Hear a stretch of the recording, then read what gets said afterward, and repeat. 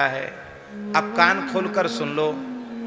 बहुत से लोग कहते हैं कि महाराज ब्राह्मणों को भले ही नहीं खाना चाहिए, पर क्षत्रिय तो शिकार खेलते हैं, ये तो मद्य मांस का प्रयोग कर सकते हैं। हमने आज तक किसी ग्रंथ में नहीं पढ़ा कि किसी मनुष्य मात्र को मद्य मांस का प्रयोग करना चाहिए। यदि ये विधि होती तो शास्त्र में निषेध नहीं होता। महाभारत में पितामह भीष्म, उनसे बड़ा क्षत्रिय कौन होगा? स्वयं वे क्षत्रिय हैं, भरतवंशी क्षत्रिय हैं, और चक्रवर्ती सम्राट युधिष्ठिर को उपदेश कर रहे हैं। अनुशासन पर्व का ये श्लोक है। श्री पितामह भीष्म कह रहे हैं, हे युधिष्ठिर, मांस किसी भी मनुष्य को नहीं खाना चाहिए। क्यों? क्योंकि मांस भक्षी की कभी सदगति नहीं होती। मांस भक्षी को निश्चित नरक में जाना पड़ता है। शराब पीने वाले की कभी सदगति नहीं होती, इसलिए मद्य मांस का प्रयोग नहीं करना चाहिए। पशु पक्षियों की हिंसा करने वाले, मद्य मांस का प्रयोग करने वालों के लिए स्पेशल नरक है, स्वतंत्र नरक है? शराबियों के लिए जो नरक है उसका नाम है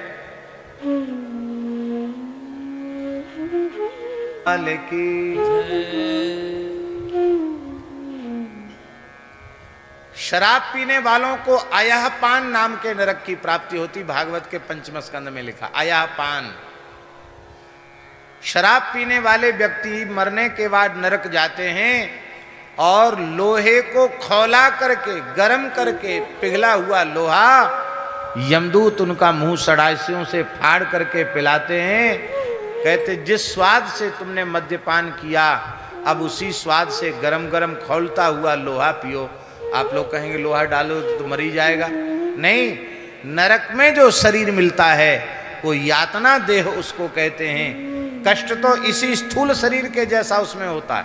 जैसे इस शरीर में कोई गरम गरम खौलता हुआ लोहा डाले तो कैसा लगेगा? पीड़ा उतनी ही होती है, पर उस शरीर की मृत्यु नहीं होती, क्योंकि वो तो कष्ट भोगने के लिए मिला है, मरने के लिए नहीं मिला। वो शरीर हजारों वर्षों तक कष्ट भोगना पड़ता है, और बाद में उसका जन्म किस योनि में होता? शराबी का। ध्यान से सुन लो भैया, आप लोगों में तो शायद ऐसा कोई नहीं होगा, पर कोई आपका इष्ट मित्र नाते रिश्तेदार हो तो उसको समझा जरूर देना कि हम कथा में आज सुन के आए हैं। एक बार के मद्यपान में जितने मद्य कीटों को उसने पिया है, हमने न शराब बनाई है न बनते देखी है, पर बनाने वालों से हमने जानकारी जरूर ली है। तो उन्होंने बताया, महाराज पुरानी पद्धति जो शराब बनाते हैं, चाहे अंग्रेजी हो चाहे देसी हो, तो उसमें कीड़े पड़ जाते हैं लाल लाल मुंह के, और फिर उसको कहते हैं वो घान आ गया शराब का, बिज बिज करने लग जाते कीड़े। फिर उसको ओंटाया खोलाया जाता है भट्टी में, और फिर उसका नली लगा करके उसकी जो भाप होती है, तो एक बार के मद्यपान में न जाने कितने करोड़ लाख मदिरा के कीट ही मनुष्य पीता है। वो मद्य के कीट ही हैं जिनको मदिरा के रूप में वो पीता है। तो एक बार शराब पीने में जितने मद्य कीटों को उसने पिया है, उतनी हजार बार शराब का ही कीड़ा उसको बनना पड़ता, मद्य कीट बनना पड़ता है। इतना भयंकर पाप है शराब पीना और मांस खाना। भीष्म पितामह युधिष्ठिर से कह रहे हैं, जो व्यक्ति मांस शब्द का अर्थ समझेगा वो कभी मांस नहीं खाएगा।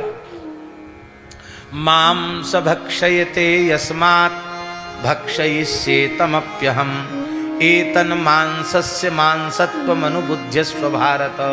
महाभारत का श्लोक है।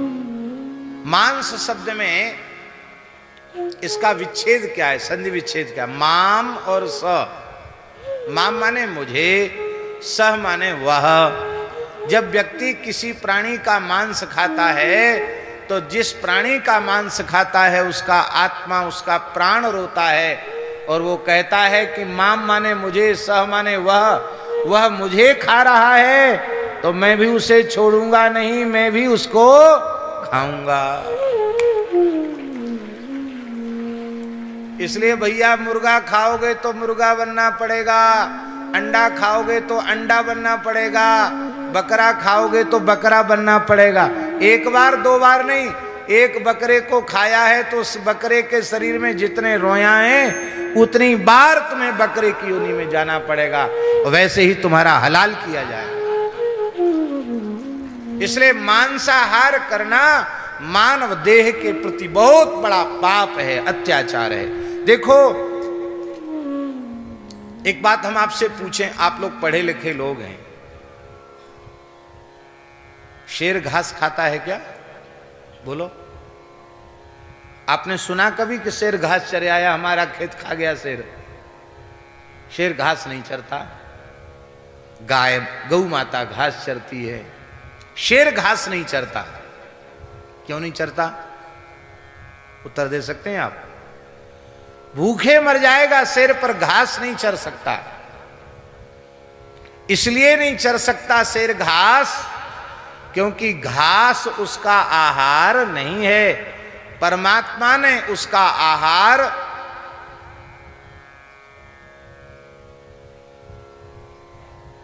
पशुओं का मांस ही उसके आहार के रूप में निश्चित किया है।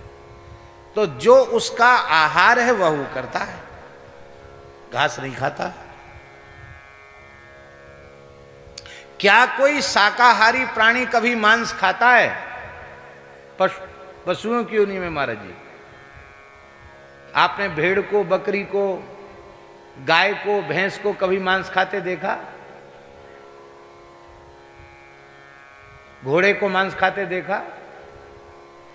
शाकाहारी प्रकृति के प्राणी कभी मांस नहीं खाते, और मांसाहारी प्रकृति की रचना परमात्मा ने जिनकी की है वे कभी घास नहीं खाते। इससे सिद्ध होता है कि जिसके शरीर की जैसी संरचना है उसके अनुरूप ही उस व्यक्ति का आहार होना चाहिए।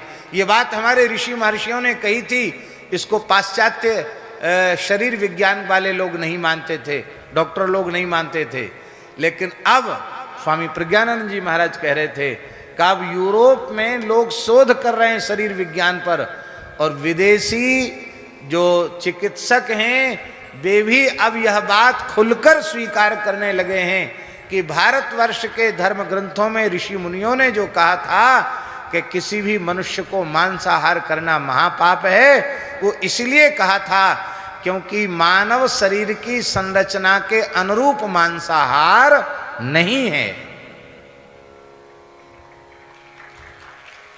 मांसाहारी प्रकृति के प्राणियों के दांत चौकोर नहीं होते, तीखे नुकीले होते हैं, जिससे वो मांस को चबा करके नोच करके खा सकते हैं।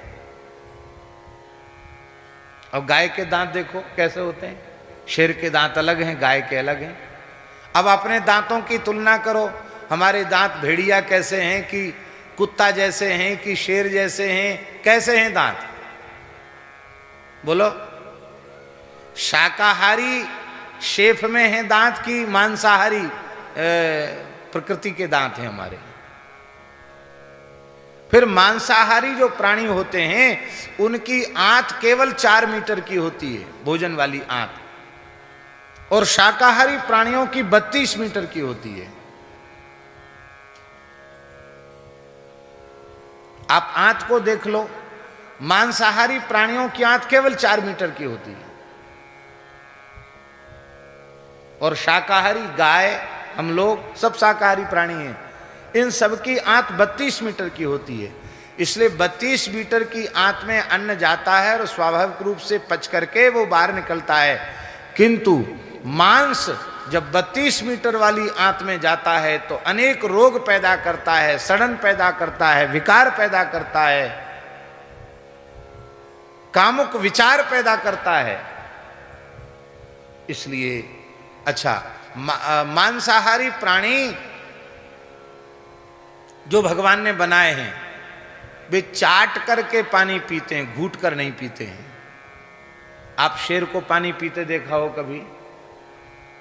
अरे शेर तो क्या, सर्कस वाला शेर नहीं, कुत्ता को पानी पीते देख लो, मांसाहारी जीव है। कुत्ता ऐसे घूट के पानी नहीं पीता, चपर चपर करके पानी पीता है। बिल्ली भी घूट के पानी नहीं पीती, चपर चपर करके पानी पीती, मांसाहारी प्रकृति है उसकी। अब मनुष्य चपर चपर के पानी पीता है, कुत्ते जैसे, भेड़िया जैसे, शेर जैसे के घूट के पानी पीता, कैसे पीता बताइए? मांसाहारी प्रकृति के जो प्राणी हैं उनमें श्वेत ग्रंथि नहीं होती है, इसलिए उनको गर्मी बहुत लगती है, वे अल्पायु होते हैं। शेर की आयु कम होती है, हाथी की आयु बहुत बड़ी होती है, 100 वर्ष तक जीता है हाथी, कोई रोग बीमारी न हो जाए तो। क्यों? पूर्ण शाकाहारी प्राणी है हाथी, मांसाहार नहीं करता। तो श्वेत ग्रंथि का अभाव होने से उसके शरीर में गर्मी ज्यादा रहती है, मांस खाने से, श्वेत ग्रंथि का अभाव होने से। इसलिए आपने देखा होगा मांसाहारी प्रकृति के प्राणी श्वास लेते हैं तो ऐसी जीभ निकाल करके ऐसे श्वास लेते हैं, देखा होगा। हाँफते हुए कुत्ते को देखो, पर शाकाहारी प्राणियों को देखो, स्वाभाविक श्वास लेती है। गौ माता जुगाली करती हैं, ऐसी शांभवी मुद्रा में बैठती है। आप देखो तो महाराज आपकी समाधि लग जाए, गौ माता का दर्शन करो, देखो कितने आराम से एकदम अर्ध निर्मिलित नेत्रों से जुगाली कर रही है।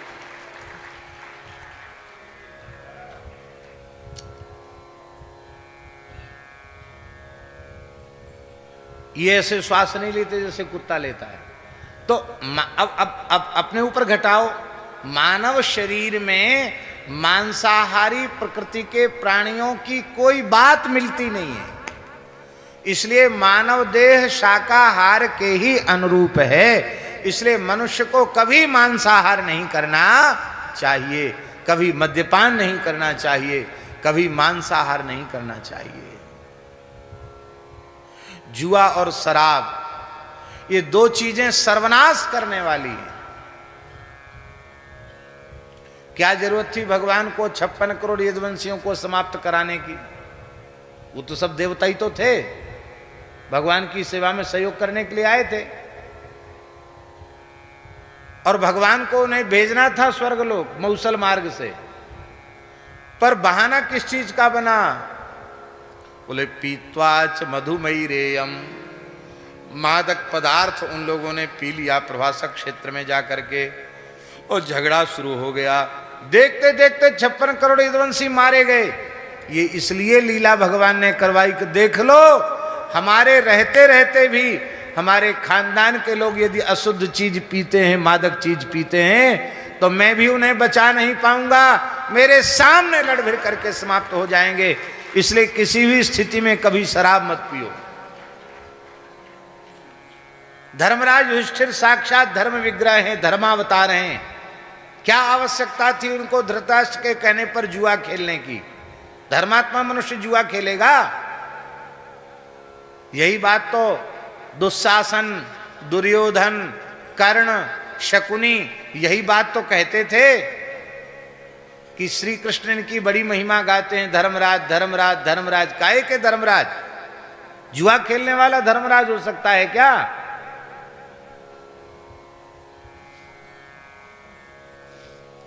क्यों खेला जुआ?